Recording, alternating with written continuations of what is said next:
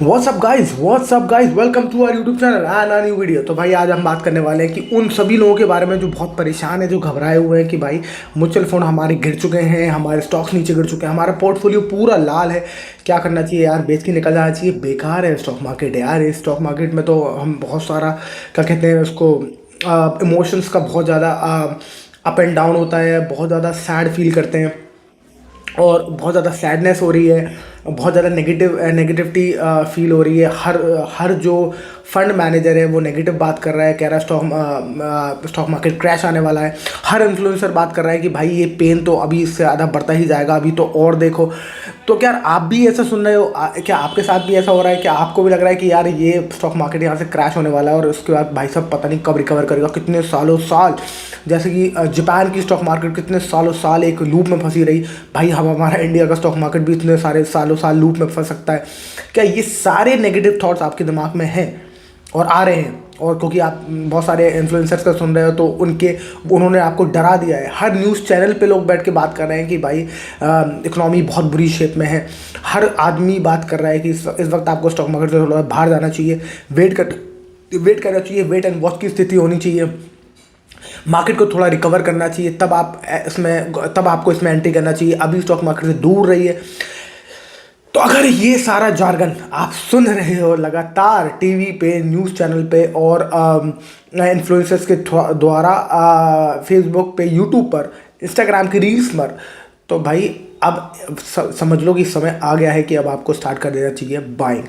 याद रखिए कि एक हमारे वॉरेन बफेट साहब है, दुनिया के सबसे अमीर आदमी, ऑलमोस्ट दुनिया के सबसे अमीर आदमी। उन्होंने कहा है कि भाई be greedy when others are fearful, be fearful when others are greedy. मतलब कि आपको अब मुझे लगता है ये बहुत ही सही समय आ चुका है जब दुनिया एकदम नेगेटिव हो जाए, फियरफुल हो जाए, जैसे कि कोविड के टाइम पे हुई थी। हर आदमी नेगेटिव था उस टाइम पे, मैं भी नेगेटिव था, बट तब भी मैंने हिम्मत करके थोड़ा बहुत इन्वेस्ट एक्स्ट्रा किया था, विच उसने जिस चीज़ ने मेरे को बहुत फ़ायदा दिया बाद में। तो क्या छोटा मोटा आप इन्वेस्टमेंट करके भी अपना रिटर्न निकाल सकते हो उस टाइम पे? बिल्कुल सही बात है, आपको उस टाइम पे इनफैक्ट आपकी बाइंग बढ़ा देनी चाहिए। जब जब दुनिया में नेगेटिविटी छाए और हर आदमी बोले कि भाई ये गलत है और इससे बाहर जाना चाहिए, देखो आप ये समझो कि स्टॉक मार्केट में majority of the people have to loose.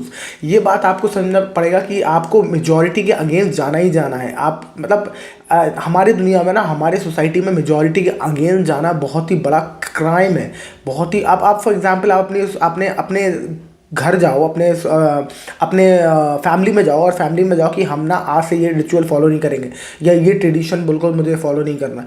आप देना पूरा परिवार आपके अगेंस्ट हो जाएगा, इतना मुश्किल हो जाएगा आपके लिए जीना उस फैमिली में कि everybody will be against you, और आपको एक टाइम बाद सरेंडर करना पड़ेगा, चलो ठीक है भाई, फैमिली की खुशी है, मेरी खुशी है।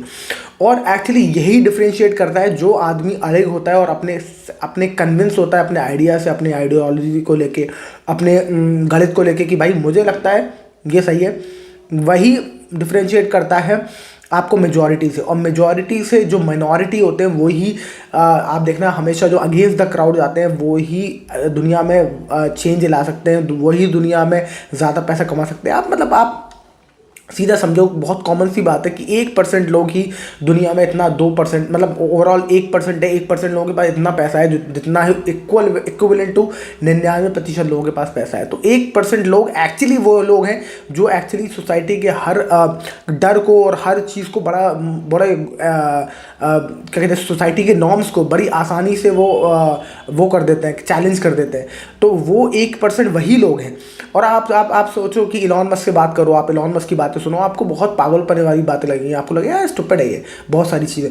बट वो जो पागलपने वाली जो स्टूपिडिटी है, जो उसका अडिगपन है कि नहीं मैं तो यही मानता हूँ, मैं बिलीव करता हूँ, वही उसको डिफ्रेंशिएट करता है दूसरी चीज़ों में। हो सकता है आपको बहुत सारी चीज़ें उसकी बड़ी अजीब लगे, वो शादी नहीं कर रहा बट उसके बच्चे हैं बहुत सारी चीज़ें उसकी मैरिज के ऊपर बहुत कंट्रोवर्शियल हो सकते हैं उसके opinions, but at the same time जो उसके ओपिनियंस है वो जो क्राउड से अगेंस्ट सोचने की क्षमता रख पाता है और उसके बाद वो उस पर फैसला ले पाता है और अपनी पूरी क्या कहते हैं, कन्विक्शन के साथ वो आगे उस पर बैठ करता है। वही हम सबको अलग करता है, वही हम सबको सबसे अलग करता है और वही हम सबको एक्चुअली हेल्प करता है अपनी खुद की आइडेंटिटी क्रिएट करने में।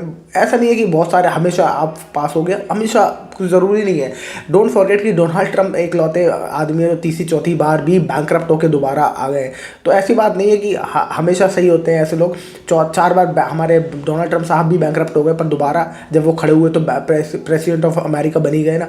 तो आपको ये समझना है कि भाई जब क्राउड के आप अगेंस्ट चल रहे हो तभी आपको दोबारा मार्केट में एंट्री मिलनी नहीं चाहिए। जब आप क्राउड सब पेसिमिस्टिक हो जाए, अब आपको करना है बाइंग स्टार्ट। मुश्किल है, टफ है, और इसलिए बहुत ही हैंडफुल अमाउंट ऑफ लोग हैं जो ये काम कर पाते हैं। मैं बहुत पूरी तरीके से बुलिश हूँ इस बार। जब भी मार्केट गिर रहा है मैं पूरी तरीके से बुलिश हूँ, पूरी तरीके से मैं कन्विंस्ड हूँ कि I will go all in. जितना भी मेरे पास कैश है वो भी मैं लगा दूंगा। धीरे धीरे लगाते जाएंगे और आगे अंदर जाते जाएंगे। अब सबसे इंपॉर्टेंट सवाल है कि अभी इन्वेस्ट करना है या थोड़ा सा और मार्केट को गिरने दें। नोबडी नोज मार्केट कितना गिरेगा। ये अगर कोई कहता है ना, बहुत सारे चार्टिस्ट और फंडामेंटल जो टेक्निकल एनालिस्ट होते हैं वो ऐसे बनाते हैं अपना चैनल की, इस चैनल में निफ्टी फंसा हुआ है तो यहाँ से नीचे जाएगा, इसको ब्रेक कर दिया है, और 200 डे के मूविंग एवरेज को ब्रेक कर दिया है, 20 डे मूविंग एवरेज 200, 550। ये जो होता है, अब आप देखना, अगर आप देखोगे तो ये अब जब ये ब्रेक हो जाएगा कहेंगे अरे भैया इससे नीचे जाएगा। कितने बार ये टेक्निकल जो वो है वो चार्ट ब्रेक होंगे, कितनी बार ऊपर जाएंगे, और हर बार आदमी कहेगा ओ अब यहाँ से निकल जाओ। इस चक्कर में आप कभी एक डिसीजन बना ही नहीं पाओगे कि अब मुझे घुसना है कि नहीं घुसना। मेरे हिसाब से आपको अब जब भी आपको लगे कि मार्केट काफ़ी नीचे डाउन जा रहा है, आपको इन्वेस्ट करने स्टार्ट कर देना चाहिए। थोड़े अमाउंट से यू शुड गो इन। क्या पता आपको यहीं से मार्केट रिबाउंड हो जाएगा। जब रिबाउंड यहाँ से हो जाएगा तो आपको उसमें वो मिल जाएगा, प्रॉफिट मिल जाएगा। तो आपको लगेगा कि हाँ यार सही टाइम पे घुस गए। और अगर नहीं घुस पाए और यहाँ से मार्केट रिबाउंड हो गया तो आपको हमेशा लगेगा कि यार कैश रखा रह गया, थोड़ा सा लगा देते। तो थोड़े में आपको इन्वेस्ट करते चले जाना है जैसे ही मार्केट नीचे गिरे। याद रखिए बेयर मार्केट ही जो दुनिया में है वो लोगों को अमीर बनाता है। 2008 का बेयर मार्केट क्रैश देख लो आप। 2008 के बाद इतनी मंदी आई घनघोर कि मैं तो उस टाइम पे मार्केट में नहीं था, पर मैंने जब जितना भी मैं बड़े इन्वेस्टर्स को सुनता हूँ वो कहते हैं कि भाई उस टाइम पे इतनी मंदी थी, इतना पेसिमिज्म था कि यार बेकार है। 2000 का जो .com बबल फूटा था उसके बाद इतना ज़्यादा पेसिमिज्म था कि बेकार है स्टॉक मार्केट। और उस टाइम पे जिसने हिम्मत रखी, उस टाइम पे जो इन्वेस्टेड रहा, उस टाइम पे जो उसने पैसा और लगाया, उसका रिटर्न बहुत ही I don't know 4, 5x 6x अगले 2-3 साल में ही उनको मिल गया। तो ऐसा ही होता है। और ऐसे ही मैं विजय केडिया साहब को सुन रहा था, तो विजय केडिया साहब बता रहे थे कि भैया 2020 में तब उनका पोर्टफोलियो बड़ा लाल था, एकदम बहुत ज़्यादा डाउन था, क्योंकि वो माइक्रो कैप में करते हैं। माइक्रो कैप कंपनीज बहुत ज़्यादा गिरती हैं, जब गिरती हैं तो as compare to large cap companies. तो जब उनका पोर्टफोलियो बहुत ज़्यादा डाउन था वो भी इतने ही परेशान थे, उतने ही। और अब आप सोचो ना, इतने बड़े इन्वेस्टर, हमारा पैसा क्या होता है, लाख, 10 लाख, 5 लाख, 1 करोड़। उनका पैसा तो भाई, उनका पैसा होता है मोटा, उनका पैसा होता है 50 करोड़, 100 करोड़, 500 करोड़, ऐसे उनके पैसे लगे होते हैं। तो उनको हमसे ज़्यादा दुख होना चाहिए। ये हमारा इधर फितूर है कि हमें लगता है कि उनको तो बहुत पैसा है, उनके पास, उन्हें क्या फ़र्क पड़ता। हर किसी के पास पैसा इंपॉर्टेंट है, और हर किसी का एक पैसा उतना ही दर्द पहुंचाता है अगर वो लूज़ होता है, जितना कि एक रिक्शा चालक को होता है। रिक्शा खींचने वाले बंदे को भी उतना ही दर्द होगा 2 रुपये के लिए जितना कि वो बड़े आदमी को होगा। हमें लगता है कि ऐसा नहीं होता, पर ऐसा होता है। हर किसी को दुख होता है, स्टॉक मार्केट नीचे गिरता है, सबको बुरा लगता है। आपको भी लग रहा होगा इस वक्त, और बहुत सारे जो बड़े इन्वेस्टर होंगे जिनका पोर्टफोलियो डाउन होगा उनको भी लग रहा होगा। तो उससे डरना नहीं है। और ये मौका है, बेयर मार्केट में ही सबसे ज़्यादा पैसा बनता है। बेयर मार्केट में आपको डटे रहना है, हिम्मत के साथ अपना पोर्टफोलियो बेचो नहीं। अगर आप म्यूचुअल फंड से आपके पास, तो बिल्कुल ना बेच के निकले। इनफैक्ट अगर आपके पास कैश है तो it is the right time to start deploying. थोड़ा कैश से और ज़्यादा नीचे के म्यूचुअल फंड के यूनिट्स खरीदने लगे। अगर आपके पास स्टॉक्स है तो बहुत ही राइट टाइम है, थोड़े बाइंग स्टार्ट करें। स्टैगर्ड, इसको कहते हैं स्टैगर्ड वे में बाइंग करना, स्टैगर्ड वे में सेलिंग करना। तो स्टैगर्ड वे में आप बाइंग करना स्टार्ट करें, थोड़ा सा खरीदें, थोड़ा सा कैश रखें, और गिरेगा थोड़ा सा और कैश करेंगे। जब और गिरेगा तो आपको पूरा कैश डिप्लॉय कर देना और बैठ जाना। उसके बाद नीचे गिरेगा, अब आपके पास कैश है ही नहीं तो क्या कर सकते हैं।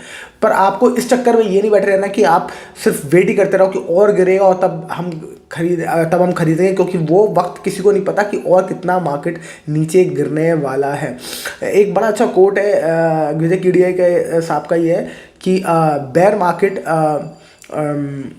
Create strong investors create bull market create weak investors create bear market, right? मतलब it is almost like कि एक बड़ी अच्छी कहावत इसी बात पर है। वो जो कहावत ये है कि tough times make strong man makes comfortable times make weak man make tough times. तो वो एक सर्किल है एक लाइफ का, जो ऐसे हमेशा चलता रहता है कि जो टफ टाइम होता है उसी में स्ट्रॉन्ग मैन बनते हैं। इसी तरीके से जो बियर मार्केट है, बियर मार्केट में एक स्ट्रॉन्ग इन्वेस्टर्स का पैदा जन्म होता है, क्योंकि वो उस टाइम पर इतनी होल्ड और कन्विक्शन के साथ डटे रहते हैं अपने स्टॉक मार्केट में, म्यूचुअल फंड्स में, इक्विटी मार्केट्स में, कि वो निकलने की हिम्मत नहीं होती उनकी, और वो निकलते नहीं हैं। और वो टफ जो इन्वेस्टर्स होते हैं वही एक बुल मार्केट क्रिएट करते हैं, क्योंकि वो बने रहते हैं उसमें, और फिर वहाँ से बुल मार्केट में ज़बरदस्त रन आता है, जब आपका पैसा 2 गुना 3 गुना 4 गुना हो जाता है। उसके बाद वो जब बुल मार्केट आता है, तो बुल मार्केट में हर आदमी, जो वीक बंदा भी है, जो वीक इन्वेस्टर है, वो भी घुसने की कोशिश करता है। और क्योंकि वो उसमें घुसने की कोशिश करता है, क्योंकि हर आदमी घुस रहा है, यूफोरिया आ रहा है लोगों के अंदर, बहुत ज़्यादा ऑप्टिमिज्म है, तो उसके वजह से बियर मार्केट आता है। क्योंकि हर आदमी जब खरीदना स्टार्ट करता है तो हर चीज़ बहुत महंगी हो जाती है, क्रेजी वैल्यूएशन हो जाता है, और उसके वजह से मार्केट में वैल्यूएशन जब क्रेजी हो जाता है तो करेक्शन आती है, और करेक्शन की वजह से नीचे मार्केट गिरता है, तो वो वीक मार्केट और बेयर मार्केट क्रिएट करता है। तो एक सर्किल है, एक लूप है। आप बस याद रखिए कि जब बेयर मार्केट है तो इट मेक्स स्ट्रॉन्ग इन्वेस्टर्स। आपका ये जो आप कितने स्ट्रॉन्ग इन्वेस्टर हैं, ये एक्चुअली देखा जाए तो मेजर करने का टाइम आ चुका है। अगर ये बेयर मार्केट में आप फंसे हुए हैं, आप भी म्यूचुअल फंड पोर्टफोलियो से या स्टॉक मार्केट पोर्टफोलियो एग्जिट करना चाहते हो, this is the right time. Don't exit. In fact आपको ये प्रूव करना है कि आप कितने स्ट्रॉन्ग हैं। अगर आप सही स्टॉक्स में हैं तो बिल्कुल नहीं आपको एग्जिट करना है। अगर आप खराब स्टॉक्स में, कंजर स्टॉक्स में, कबाड़ स्टॉक्स में, जो आपको लगता है कि यार ये कोई मतलब का नहीं है, आप छोटे मोटे स्टॉक्स में, पेनी स्टॉक्स में खेल रहे हैं कि 1 रुपये का 2 रुपये हो जाएगा, 5 रुपये का 10 रुपये हो जाएगा, आप उसमें खेल रहे हैं without any fundamental analysis, without any your own theory, तो आपको मेरे हिसाब से उसको एग्जिट बिल्कुल कर लेना चाहिए। पर अगर आपको कन्विक्शन के साथ कोई आपका ऐसा स्टॉक है जो आपको लगता है कि हाँ यार इसमें बहुत बढ़िया बनेगा, इसकी बुक्स अच्छी हैं, इसके नेट फ्लोज, कैश फ्लोज अच्छे हैं, इसके आरओसी ग्रोथ बहुत अच्छी है कंपनी में, बस एक टाइम फेस है, एक बेयर मार्केट है, इसलिए इसने बहुत ज़्यादा पिटाई कर रखी है स्टॉक मार्केट, हमारे स्टॉक्स की, तो आपको बिल्कुल कन्विक्शन के साथ बने रहिए। यही राइट टाइम है जब आपकी स्ट्रेंथ की परीक्षा हो रही है, और आपकी स्ट्रेंथ देखा जाएगा कि आप कितने स्ट्रॉन्ग इन्वेस्टर्स हैं। आप ही जैसे इन्वेस्टर्स हैं जो स्ट्रॉन्ग है, जो बेच के नहीं निकलेंगे, वही है जो बुल मार्केट क्रिएट करेंगे। अगला बुल मार्केट आपका होगा, तो इसके लिए आप तैयार रहें और बिल्कुल वरी नहीं करना है, इस टाइम ही आपको डटे रहना है। So that's it for this video. I hope you like the video. If yes, like, share and subscribe, and I will see you in the next video. Thank you so much for watching. Bye bye.